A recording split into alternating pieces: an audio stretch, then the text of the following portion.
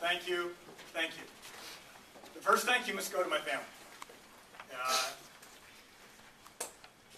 2 years ago, I didn't have a clue that I would ever be doing anything like this. But as I continued my work in the school system, my kids said, "Dad, you got to do this." And when your kids tell you, get involved more in public service, you listen. The last holdout was my wife. I've been trying to get her to run for the Board of Education. Well, she suffered being my campaign manager and did a fantastic job. Thank you to each of you. I'd also like to thank my parents, Anne and Ruth Martin, who are joining us today. My father has been a teacher in high school and community college, so I grew up eating, sleeping, and breathing education. My mother's mother was a nature studies teacher in the Washington, D.C. public schools. So I guess education's in my genes. It's part of who I am. And thank you to the hundreds of volunteers, many whom I know and many whom I've never met. But together, we, the community, I believe, have done something great and will continue to do something great. Thank you for the work you've done so far. Keep working. You know, I was drawn to public service and governance most strongly as a beginning assistant professor at North Carolina State University. It didn't take long in the classroom before I recognized that everything I dealt with, from the chalk on the chalkboard to the number of students assigned to my classroom, there was some political decision that made that happen. I then began to ask, who are those people who are making those decisions? While I have greatest respect for many of my colleagues in governing positions and legislative positions, I was a bit shocked to learn how few had experience in the classroom.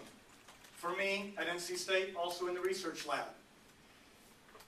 At that time, I began to recognize that I believe it is important. It's not the only qualification, but it is an important qualification to have people making policies who have actually lived and carried out those policies. That's why I was elected chair of the faculty at NC State University. That's why I ran for board here. Now, I have not walked in the shoes of teachers in the K-12 public school system. I've not walked in the shoes of the administrators in the K-12 public school system.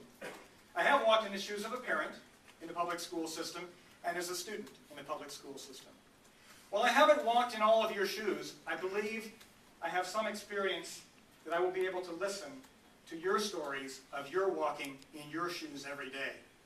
And my goal in service on the Wake County Board of Education is to be someone who will listen hard, who will work hard, and make wise decisions.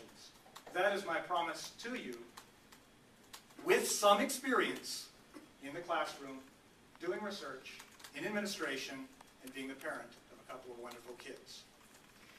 Let me close my remarks by saying a little bit about my mascot. Some of you saw my tie.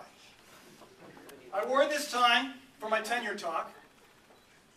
I wore this tie when I began service as chair of the faculty at NC State University. Winnie the Pooh is a simple mascot of mine. A simple fella. Had very good observational skills. Gets into trouble periodically. But understands simplicity and finds common sense solutions. He's my mascot in my work in the classroom, in the research lab, and in governance. And that's how I will serve.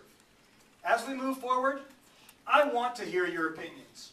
Remember, when I hear your passionate opinions, someone else has a passionate opinion that's just as passionate and probably the other one. I will listen to both. I'll probably not end up doing what either wants, because the job of governance is to look for that simple, common sense solution that will build us together as a community. That's my pledge to you, and I will do it to the best of my ability. Thank you for this opportunity to serve Wake County and all of the students and teachers and administrators of this great system. Thank you.